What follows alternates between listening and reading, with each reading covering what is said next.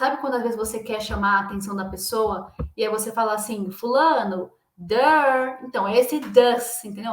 Does, tá? Então, a gente tem do e does. O does eu vou utilizar para he, she, it. O do vai ser para todos os demais sujeitos, tá? Então, eu vou mostrar aqui exemplos para vocês agora de como que isso funciona na prática. Olha lá.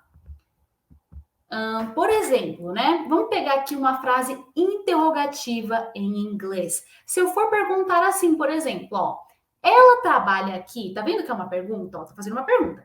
Ela trabalha aqui? Como é que vai ficar essa frase em inglês?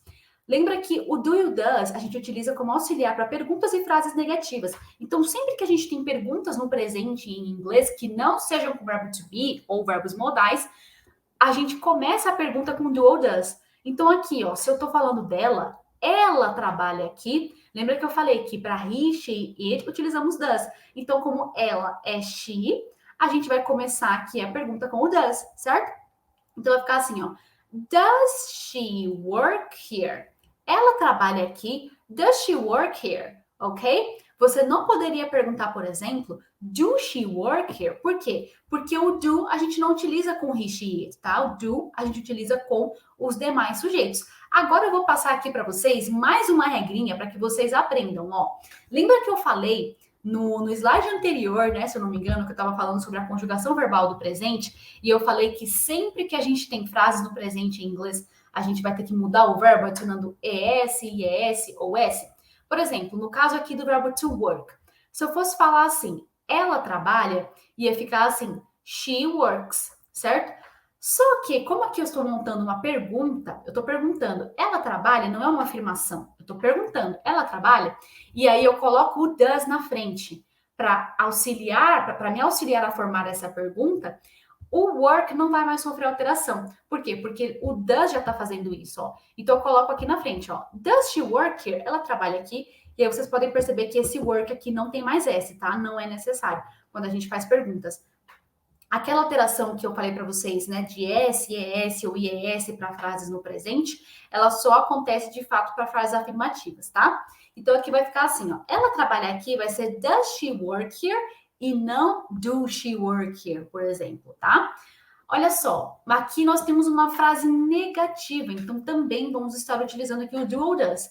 Ó, ele não bebe cerveja. Como é que eu formo essa frase em inglês?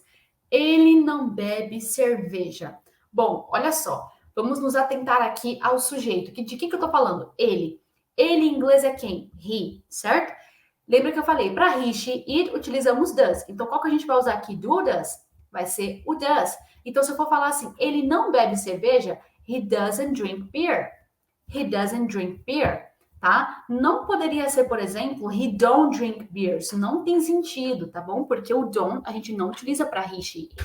Então, aqui, ó, como o does, nesse caso aqui, ele está servindo de um auxiliar para deixar a frase negativa no presente, tá? Aqui eu tenho a junção de does mais not, formando esse doesn't. Então, eu utilizo aqui o doesn't porque eu estou falando de he. Então, essa frase aqui, ele não bebe cerveja, vai ficar assim. He doesn't drink beer. He doesn't drink beer, tá? E você não poderia formar, por exemplo, he don't drink beer. Beleza? Essa frase aqui, ó, lembrando que eu tenho does mais o not. Então, tanto poderia ser he does not drink beer, ou juntando tudo, que é a maneira mais comum, né? He doesn't drink beer, beleza? Agora, olha só, o último exemplo aqui que eu trouxe para vocês é esse aqui, ó. Vamos supor que eu queira fazer essa pergunta. Você gosta de chocolate? E aí, nesse caso, eu vou utilizar o do ou o does para formar essa pergunta. Qual auxiliar que eu vou utilizar? Bom, se eu estou falando aqui do sujeito você, você em inglês é como? You, certo? Então eu vou ter que colocar o do na frente e não o does, né? Porque o does, como eu falei, a gente só usa para quem? Para he, she e it, certo? Então aqui eu vou colocar o do. É só colocar o do na frente que a frase já vai ficar interrogativa. Então eu falo assim: do you like chocolate? Você gosta de chocolate? Do you like chocolate? Nesse caso, por exemplo, eu não poderia usar o does. Então não estaria certo se eu falasse assim: does you like chocolate, tá? Então, só para recapitular aqui com vocês, quando que a gente utiliza o do e o does?